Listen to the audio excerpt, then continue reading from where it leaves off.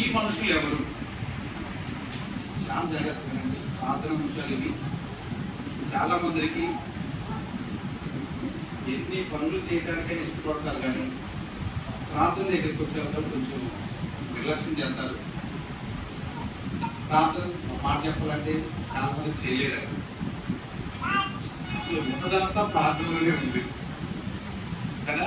మన జీవితానికి పరిష్కారం అంతా ప్రార్థనలో ఉంది. ప్రభు పాదాలు దొరుకుకొని ఆయన పాదాల దగ్గర కూర్చొని నువ్వు మాట్లాడుతూ ఉంటే, కొన్నిసార్లు నువ్వు పిలిస్తే నీ ఇంటి వాళ్ళు నీ దగ్గర అనకపోవచ్చు, నువ్వు చెప్పే సోదంతా వాళ్ళు వినకపోవచ్చు. నేను చెప్తాను, మన యేసయ్య మనం నమ్మిన దేవుడు. మనం ఎంత సోది చెప్పినా ప్రార్థన అంటే ఏంటి? కొన్నిసార్లు అసలు ఏం మాట్లాడుతామో కూడా తెలియదు, అవునా కాదా? కొన్ని విచిత్రమైన ప్రార్థనలు కూడా ఉంటాయి కదా. ఇన్ని చేసిన మహానుభావుడు ఆయన నీ దగ్గరికి వచ్చి కూర్చొని ఈ ప్రార్థన ఆలపిస్తాడు. అర్థమైంది అన్నమాట.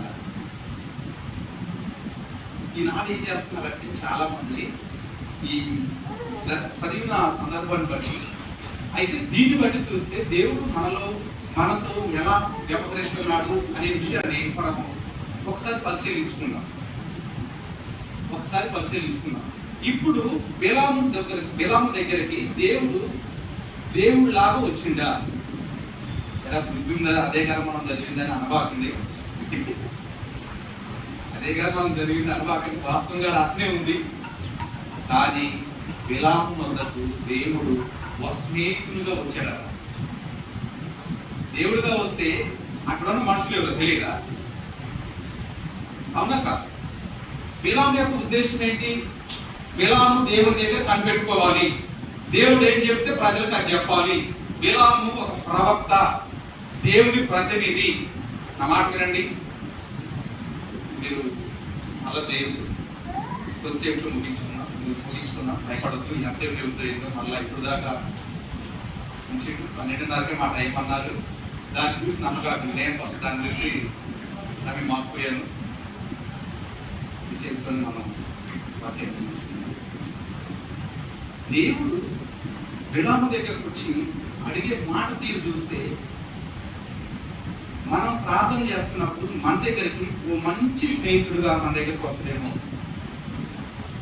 అర్థమైంది? ఓ మంచి స్నేహితుడిగా వచ్చి నువ్వు చెప్పి ప్రతి మాటకి అవునా, నీకు అది అవసరం ఉందా, నీకు ఇది చేయాలా, నీకు కనపడదు మాట. ఇది పరిశుద్ధాత్మ దేవుడు నీకు ఇచ్చేటువంటి ప్రోత్సాహము. నువ్వు ప్రార్థన చేయాలని ప్రార్థనకు సిద్ధపాటు కలిగి ఉండి వాక్యం చదువుకొని ప్రార్థనలో కూర్చున్నప్పుడు నీలోనికి పరిశుద్ధాత్మ దేవుడు వస్తుంది. మీరు వినంటే చాలా జాగ్రత్తగా, అనాలోచనతో ఉండొద్దు. మీరు ఎప్పుడైతే ప్రార్థనకు సిద్ధపడి ఉంటారో పరిశుద్ధాత్మ దేవుడు నీలోకి వస్తాడు. నీలోకి వచ్చి నీలో నుండి తండ్రికి ఆయన విన్నపం చేస్తాడు. ఇది ఒకటి. మొదటిది, ప్రార్థన చేయడానికి నువ్వు ఎంతసేపు ప్రార్థన చేస్తావో నీకు ఓయకపోయినంతసేపు ప్రార్థన చేయదు. ఎప్పుడు? పరిశుద్ధాత్మ దేవుడు నీలో ఉండి ఆయన నడిపించినప్పుడు. నువ్వు సందర్భాన్ని బట్టి ప్రార్థన చేయవలసిన, ఆయన నడిపింపును బట్టి ప్రార్థన చేస్తావు. అప్పుడు ఎంత కన్నీళ్ళు వస్తాయో, ఎంత భారం వచ్చిందో. పరిశుద్ధాత్మ దేవుడు మనల్ని నడిపించకుండా ఉన్నప్పుడు, మీరు వినండి, ప్రార్థనలో ఉన్న కొన్ని అనుభవాలు మనం నేర్చుకున్నాం. నేనేం గొప్ప ప్రసంగికుడు కాదు, మీరు నాలో తప్పులేదు అనుకోవద్దు, అందులో చెప్తున్నాను. అలా ఎందుకన్నా అలా ఎందుకు చెప్పు, అలా లేదు కానీ ఏమొద్దు. వాక్యాన్ని పట్టుకొని మనందరం దేవుడి పిల్లలు కనుక వాక్యాన్ని పరిశీలించుకుందాం. ఓకే? పరిశుద్ధాత్మ దేవుడు మనలో ఉండి ప్రార్థన చేస్తున్నప్పుడు ఎప్పుడు ఒక 5-10 నిమిషాలు ప్రార్థన, మీరు వినండి, ఎప్పుడు ఒక 5-10 నిమిషాలలో వాస్తవంగా ప్రార్థన ముగిస్తున్నాడు.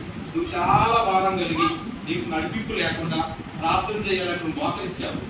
ఒక 15-20 నిమిషాలు చేసిన తర్వాత నువ్వు చేయడానికి ఏముంది? మరి మీకు ఈ అనుభవం ఉందో లేదో నాకు తెలియదు, కానీ ఒక 15-20 నిమిషాలు కోరి ఒక అర్ధగంట అనుకో, అనువులంతా తిరిగి వద్దాం. పెద్దలు చిన్నలు అందరిని కలిపి చేసిన అర్ధగంటలు అయిపోయింది. కొన్నిసార్లు నీకున్న భారాన్ని బట్టి హృదయంలో భారం ఉంటుంది. కొన్నిసార్లు అన్నప్పుడు కాదు, అన్నప్పుడు ఆ ప్రార్థన రాదు.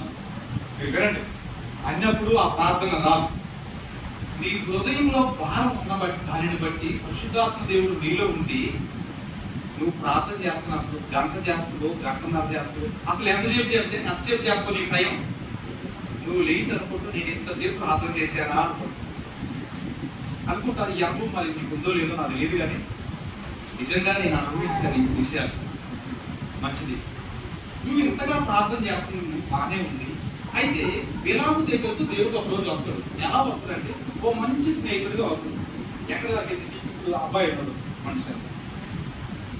అబ్బాయి వచ్చి నా దగ్గరికి ఇక్కడ జరిగిన సంగతులన్నీ నాతో చెప్తున్నట్టు నేను ఏమంటానంటే, అవును అలా జరిగిందా అని నేను అన్నప్పుడు అతడు ఏమనుకుంటాడంటే ఇంకో మాట ఎక్కువ చెప్పడానికి తాను ఇష్టపడదు.